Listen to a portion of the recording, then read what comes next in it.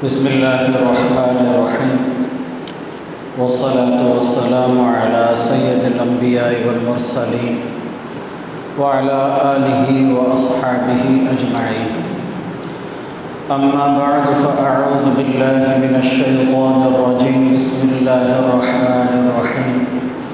حميم والكتاب المبين إنا أنزلناه في ليلة مباركة إنا كنا منذرين فيها يفرق كل أمر حكيم أمرا من عندنا إنا كنا مرسلين رحمة من ربك إنه هو السميع العليم. وقال النبي صلى الله عليه وسلم إن الله عز وجل ينزل ليلة النصف من شعبان إلى السماء الدنيا فيغفر لأكثر من عدد شعر غنم قلب أو كما قال النبي صلى الله عليه وسلم. اللہ رب العزت نے امت محمدیہ صلی اللہ علیہ وسلم پر حضور اکرم صلی اللہ علیہ وسلم کی نسبت سے بہت زیادہ رحمتیں اور کرامتیں نازل فرمائیں کہ اللہ کی رحمتیں، اس کے فضل مسلمانوں میں سے ہر ایک کے اوپر ایسے برس رہے ہیں جس کا اندازہ ہمیں نہیں ہے. تو ان مبارک دنوں اور راتوں میں سے ایک رات شب براءت ہے. شب براءت، شب کہتے ہیں رات کو، اور براءت اس کے کئی معنی آتے ہیں. براءت کا معنی بری ہونا بھی ہے، براءت کا معنی نجات پانا بھی ہے. چونکہ یہ ایسی رات ہے، حدیث شریف کے اندر آتا ہے کہ جس کے اندر آپ صلی اللہ علیہ وسلم نے ارشاد فرمایا کہ انسانوں کے تمام گناہوں کو ان کی توبہ کرنے کی وجہ سے اللہ معاف فرما دیتے ہیں. اس وجہ سے اس شب کو شب براءت سے تعبیر کیا گیا.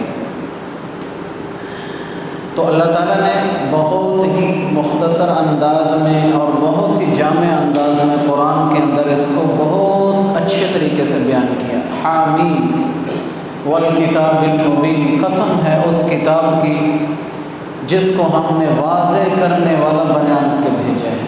کہ ایسی کتاب جو ہر ایک چیز کی وضاحت کر رہی ہے، ہر ایک چیز کو کھول کھول کر بیان کر رہی ہے. انا انزلناہ فی لیلۃ مبارکہ، کہ ہم نے اس قرآن پاک کو کس رات میں نازل کیا؟ ایک بابرکت رات کے اندر نازل. انزلناہ فی لیلۃ مبارکہ انا کنا منذرین، کہ جس کے اندر ساری امت کو اس قرآن کے ذریعے اور صاحب کتاب کے ذریعے ڈرایا جا رہا ہے. آگے کیا ارشاد فرمائے؟ فیہا یفرق کل امر حکیم، کہ یہ ایسی رات ہے جس کے اندر ہر ایک امتی کے، ہر ایک انسان کے اعمال کو بکھیر دیا جاتا ہے، اس کے بارے میں فیصلہ سنا دیا جاتا ہے، اس کے بارے میں بتا دیا جاتا ہے، فرشتوں کے سپرد کر دیا جاتا ہے. فیہا یفرق کل امر حکیم. اور اللہ نے فرمایا جو ہم تقسیم کر رہے ہوتے ہیں نامہ اعمال، اس کی زندگی کے اعتبار سے، اس کی خوشی غمی کے اعتبار سے، اس کے پورے سال کے اعتبار سے، وہ ہم حکمت کے ساتھ بیان کر رہے ہوتے ہیں. ایسے نہیں ہے کہ کسی کے اوپر کمی ہو یا زیادتی. اب یہاں دو چیزیں قابل غور ہیں کہ اکثر لوگ اس رات کو شب براءت سے تعبیر کرتے ہیں، اور بعضوں نے کہا ہے کہ یہ رات شب قدر ہے، شب براءت نہیں ہے، کہ جس کے اندر ساری امت کے اعمال کو فرشتوں کے سپرد کر دیا جاتا ہے. اب احادیث کے اندر دونوں معنی آ رہے ہیں کہ یہ رات شب قدر ہے یا شب براءت ہے. تو جمہور کا مذہب اور اکثر ائمہ اور علماء کا یہی ہے کہ شاید کہ ایسے ہو سکتا ہے کہ اللہ نے اجمالی طور پر جتنے اعمال ہیں وہ سپرد کرتے ہوں شب براءت میں، لیکن تفصیلی طور پر جو تقسیم کیے جاتے ہیں اور سپرد کیے جاتے ہیں وہ شب قدر کے اندر ہوں. یہ بھی ممکن. لیکن شب برات کی اپنی ایک فضیلت ہے۔ آپ صلی اللہ علیہ وسلم سے پوچھا گیا کہ سب سے بہترین دنوں میں سے کچھ راتیں کون سی بہتر ہیں؟ آپ صلی اللہ علیہ وسلم نے اس میں سے شب برات کا نام لیا۔ کیا ارشاد فرمایا؟ حضرت امی عائشہ صدیقہ رضی اللہ تعالی عنہ سے مروی ہے کہ اس دن اللہ تعالیٰ خود آسمان دنیا پر تشریف لاتے ہیں۔ ان اللہ عز وجل ینزل، ویسے تو ہر جگہ کے اوپر اللہ موجود ہیں، لیکن خصوصاً ذکر کر رہے ہیں اللہ کے نبی، ینزل لیلۃ النصف من شعبان، کہ 15 شعبان کی رات کو اللہ تعالیٰ الی السماء الدنیا، آسمان پہلے جو آسمان ہے اس کے اوپر تشریف لے آتے ہیں۔ اور کیا آگے ارشاد ہے؟ وَيَغْفِرُ، کہ اس میں ہر ایک کی بخشش کرتے ہیں، ہر ایک کی جتنے بھی گناہ ہیں سب کو معاف کرتے ہیں، چاہے چھوٹے ہیں چاہے بڑے ہیں۔ حتیٰ کہ اللہ کے نبی نے ارشاد فرمایا لِأَكْثَرَ من عدد شعر غنم قلب، کہ اگر ان کے گناہ بنو قلب کے، بکریوں کے، ریوڑ کے بالوں کے برابر بھی کیوں نہیں، اللہ معاف کر دیتے ہیں۔ ایک تو انسان کو یہ بھی پتہ نہیں ہے کہ ایک بکری کے باڈی کے اوپر کتنے بال ہیں، کوئی گن نہیں سکتا۔ ایک بکری کے بچے کو کھڑا کر دو تو اس کو جتنی بھی آپ کی آج کل سائنس ہے، آپ کے جتنے بھی بڑے بڑے ڈاکٹرز ہیں، اپنے آپ کو جو بہت بڑا سمجھتے ہیں دنیاوی اعتبار سے، ان کو کھڑا کر دو، کوئی ایسی مشین ایجاد نہیں ہوئی کہ جو بکری کے بچے کے بالوں کو گن سکے کہ اس کے باڈی پہ کتنے بال ہیں، اور پھر پورا ریوڑ ہو۔ اور اس وقت کے جو ریوڑ ہوتے تھے وہ وادیوں کی وادیاں بھری ہوتی تھیں۔ وادی کہتے ہیں دو پہاڑوں کے درمیانی فاصلے کو۔ اب ادھر بھی پہاڑ ہے ادھر بھی پہاڑ ہے، اور وہ جو درمیان کا رستہ ہوتا ہے وہ کئی گنا لمبا ہوتا ہے۔ تو اللہ کے نبی نے ارشاد فرمایا یہ ایسی رات ہے اگر کسی بندے کے گناہ اتنے ہیں، اول تو نہیں ہو سکتے اتنے، اگر اتنے ہیں جتنا کہ بنو قلب کی جتنی بکریاں ہیں، ان بکریوں کے اوپر جتنے بال ہیں ان بالوں کو کاؤنٹ کیا جائے، اس کے برابر کسی کے چھوٹے اور بڑے گناہ ہو جاتے ہیں، اللہ وہ بھی معاف فرما دیتے ہیں۔ اتنا پاکیزہ رات۔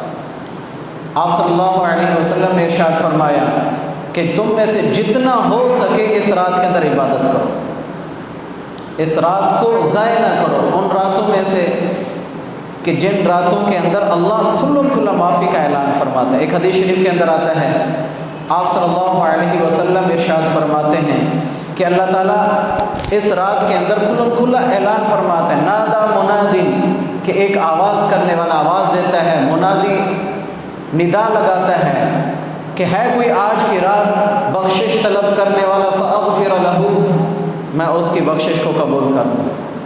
حل من سائل، ہے کوئی کچھ مانگنے والا، میں اس مانگنے کے اوپر اس کو عطا کر دوں۔ دوسری حدیث شریف کے اندر آتا ہے، آپ صلی اللہ علیہ وسلم نے ارشاد فرمایا کہ اس رات کے اندر جو بھی بخشش مانگنے والا ہوتا ہے اس کی بخشش کو قبول کیا جاتا ہے، جو رحم مانگنے والا ہوتا ہے اس کو رحم عطا کیا جاتا ہے، جو کسی قسم کا سوال کرنے والا ہوتا ہے اس کو خالی ہاتھ نہیں بھیجا جاتا، ہر قسم کی اس کے لیے سوال جو بھی کرے گا مانگا جائے گا، قبول کر لیا جائے گا اس کو۔ لیکن اس کے ساتھ ساتھ کچھ لوگ ایسے بھی ہیں جن کی بخشش اس رات میں بھی نہیں ہوتی۔ آج ہم بہت بڑے فضائل تو اس کو یاد کر لیتے ہیں، لیکن ان فضائل کے اندر ہمارے اندر 3 طرح کے گروہ بن جاتے ہیں۔ سب سے پہلا گروہ تو وہ ہے جو شب برات کا بالکل انکاری ہے، وہ کہتے ہیں کہ یہ ثابت ہی نہیں ہے، اور اس کے بارے میں جتنے بھی حدیثیں وہ کہتے ہیں یا تو ضعیف ہیں یا موضوع ہیں، بالکل ہی انکار کر دیا۔ دوسرے نمبر پر وہ طبقہ ہے جو طبقہ اسی کو ہی حرف آخر سمجھ لیتا ہے کہ شب برات میں عبادت کر لو، چاہے تم حلال حرام میں تمیز نہیں کرتے کوئی بات نہیں ہے، چاہے تم دوسروں کے حق کھائے ہوئے ہو کھاتے رہو، اس میں عبادت کر لو کوئی بات نہیں، تمہاری بخشش ہے۔ یعنی حقوق اللہ یا حقوق العباد کی بے شک پامالی کرتے رہو، لیکن اس رات کے اندر تم کھڑے ہو کر کسی مجلس میں بیٹھ کر عبادت کر لو گے تو تمہارے سارے سال کے گناہ معاف، ایسا نہیں ہے۔ تیسرا گروہ وہ ہے جو اس رات کے اندر بھی بدعات کو نہیں چھوڑتا، یعنی اللہ کے نبی صلی اللہ علیہ وسلم نے جتنا بتایا ہے دین اتنا ہے۔ آپ علیہ السلام نے فرمایا الیوم اکملت لکم دینکم واتممت علیکم نعمتی، کہ میں نے آج کے دن شریعت کو کامل اور مکمل کر دیا، اللہ فرما رہا ہے۔ اب جتنی اللہ کے نبی نے بتایا اتنی کرنا، اس سے زیادہ کر رہے ہیں تو وہ شریعت سے باہر ہوگا، وہ ہماری اپنی طرف سے ہے۔ تو ایک طبقہ وہ ہے جو اس رات کے اندر بھی ان چیزوں کو کرنا شروع کر دیتا ہے جو شریعت سے ثابت نہیں، جیسا کہ مٹھائیوں کا تقسیم کرنا، یہ اللہ کے نبی سے کہیں ثابت نہیں۔ اسی طرح چراغاں کرنا اللہ کے نبی سے کہیں سے ثابت نہیں۔ پٹاخے پھوڑنا اس رات میں اللہ کے نبی سے کہیں سے ثابت نہیں۔ اسی طرح نفل نمازوں کی جماعتیں کرانا، صلاۃ و تسبیح کی جماعتیں کرانا کہیں سے ثابت نہیں۔ اور اس رات کے اندر بہت ساری اور چیزیں بھی ہوتی ہیں۔ ہاں، اللہ کے نبی سے اتنا ثابت ہے کہ اس رات میں عبادت کی جائے، توبہ کی جائے، استغفار کیا جائے، کوئی خصوصی نہیں ہے کہ یہی کرو گے تو یہ ہے۔ بعض لوگ تو اتنا بھی کہہ دیتے ہیں کہ جو چیز اللہ کے نبی سے ثابت نہیں ہے اگر ہم کرتے ہیں کہ حرام ہے۔ جس کو اللہ کے نبی نے نہیں کیا پوری زندگی میں، صحابہ نے نہیں کیا، اہل بیت نے نہیں کیا، ہم اس کو اگر کر رہے ہیں تو کون بنے؟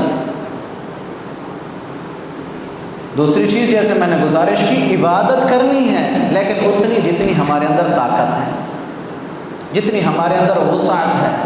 نوافل پڑھنے، 2 کی طاقت ہے 2 پڑھ لیں، 4 کی طاقت ہے 4 پڑھ لیں، 6 کی ہے 6 پڑھ لیں۔ صلاۃ و تسبیح پڑھنی ہے، مخصوص نہ کی جائے، اکیلے میں کھڑے ہو کے پڑھ لیا جائے، 1 دفعہ پڑھیں، 2 دفعہ پڑھیں، 3 دفعہ پڑھیں۔ دعا کریں جتنی لمبی ہو سکتی ہے، ضروری نہیں ہے اس کے اندر کسی عالم کو ممبر پہ بٹھا دو اور ساری رات گزر جائے۔ تو اس کے اندر جتنی ہو سکے، آپ علیہ السلام کا معمول تھا کہ سب سے زیادہ عبادت فرماتے تھے۔ اکیلے میں نماز پڑھنا، اکیلے میں عبادت، ذکر، تلاوت جتنا ہو سکے۔ اور اس رات کے بعد 15 تاریخ کا روزہ آپ علیہ السلام نے زندگی میں 1 دفعہ رکھا ہے، اور 1 حدیث ثابت ہے، بس اس کے علاوہ نہیں ہے ثابت، اور وہ حدیث بھی کافی درجے تک ضعیف ہے۔ یعنی اگر روزہ رکھ لیا جائے، اس کو ضروری نہ سمجھا جائے اور اپنے اوپر واجب نہ کر دیا جائے تو رکھ لینے میں کوئی حرج نہیں، مستحب درجے کا۔ لیکن اگر معمول بھی بن جائے کہ اس کو فرض سمجھا جانے لگے اور ضروری سمجھا جانے لگے تو علماء فرماتے ہیں ایسے وقت کے اندر روزہ نہ رکھنا ضروری ہے، اس لیے شریعت کو سمجھنا ہے۔ بہت سارے لوگ ایسے بھی ہیں جو صرف اسی رات میں عبادت کریں گے جیسے میں نے پہلے کہا، اور 15 کا روزہ ضروری سمجھیں گے، ضروری نہیں۔ 1 حدیث ثابت ہے اور وہ بھی ضعیف درجے کی ہے۔ ضعیف کا مطلب یہ نہیں ہے کہ وہ موضوع ہو گئی، لیکن اللہ کے نبی نے حضرت عائشہ صدیقہ رضی اللہ تعالیٰ عنہ اور دوسرے صحابہ سے ہے کہ رکھا ہے روزہ، لیکن عموماً آپ صلی اللہ علیہ وسلم مستقل 15 شعبان تک روزے رکھتے تھے۔ روزوں کا معمول تھا، ہر مہینے کی 13، 14، 15 ایام 20 کے روزے رکھتے تھے،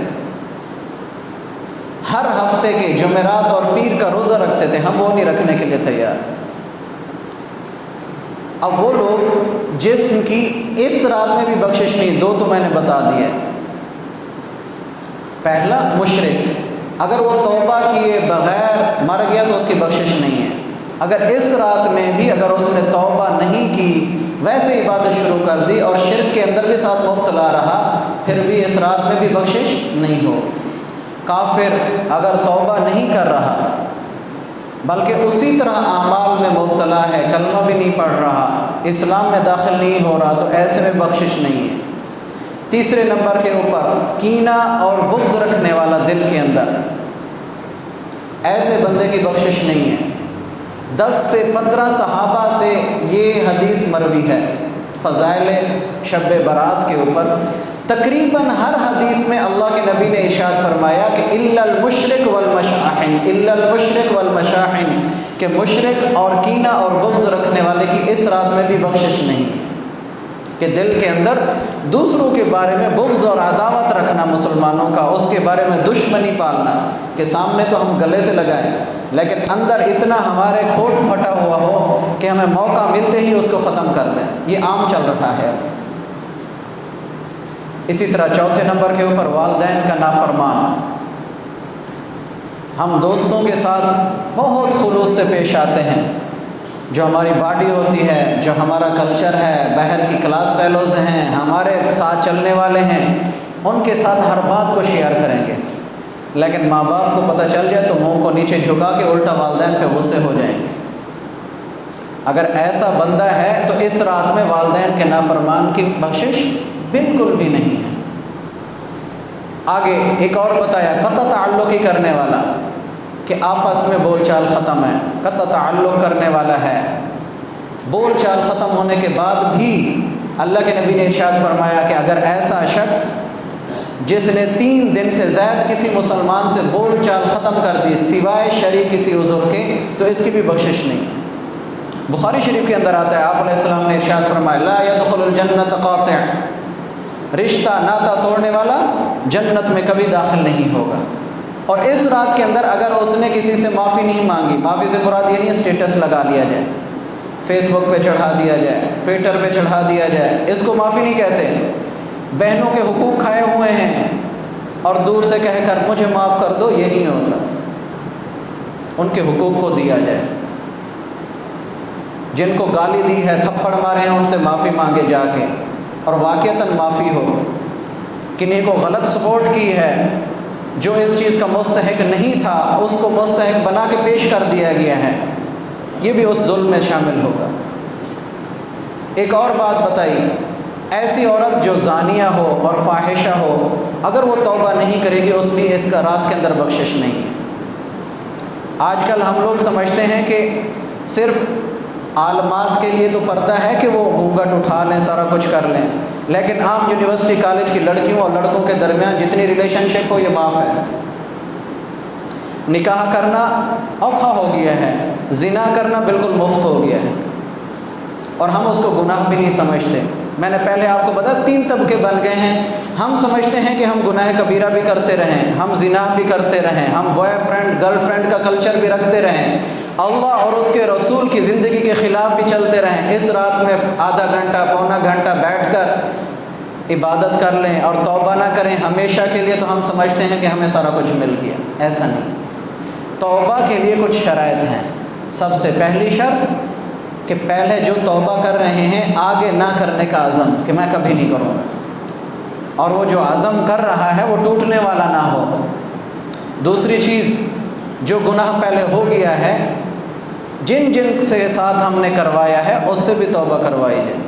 یہ نہ ہو کہ ہماری وجہ سے کئی لوگ ظلم پہ کھڑے ہو گئے ہوں، کئی لوگ زنا پہ کھڑے ہو گئے ہوں، کئی لوگ نا انصافی پہ کھڑے ہو گئے ہوں، وہ تو توبہ نہ کریں، ہم خود توبہ کر کے بیٹھ جائیں، بلکہ ان کا گناہ بھی ہمارے سر ہوگا، کہ جو گناہ وہ کرتے جائیں گے ہم سے بھی وہ گناہ ہوتا جائے گا۔ جیسا کہ حدیث شریف کے اندر آتا ہے، اگر کوئی بندہ کسی کو حافظ قرآن بناتا ہے یا نیکی پہ لگاتا ہے یا نماز پہ لگاتا ہے، اگر وہ نماز موت تک پڑھتا رہے گا تو اس کو دعوت دینے والا کو بھی ثواب موت تک ملتا رہے گا۔ اور اگر اس کے برعکس کسی کو ہم نے گانا گانے کے اوپر، گانا سننے کے اوپر، فلم دیکھنے کے اوپر، گرل فرینڈ اور بوائے فرینڈ کے کلچر کے اوپر اور ان چیزوں پہ لگا دیا، خود بے شک توبہ طیب ہو جائیں۔ ان کی وجہ سے جتنے لگے، ان لگنے والوں کے ذریعے جتنا لگے، ان لگنے والوں کے ذریعے جتنا لگے، قیامت تک جتنی وہ کام چلتا رہے گا وہ تمہارے کھاتے میں آتا رہے گا۔ اس لیے ایسی رات کو اللہ کے ساتھ لگاؤ رکھنے کے اندر گزاریں، توبہ استغفار کریں، اور ہمیشہ جو پچھلی زندگی گزری ہے اس پہ توبہ ہو، اگلی زندگی کے لیے عزم ہو کہ کبھی نہیں کریں گے۔ اللہ سے دعا ہے اللہ مجھے آپ کو عمل کی توفیق عطا فرمائے۔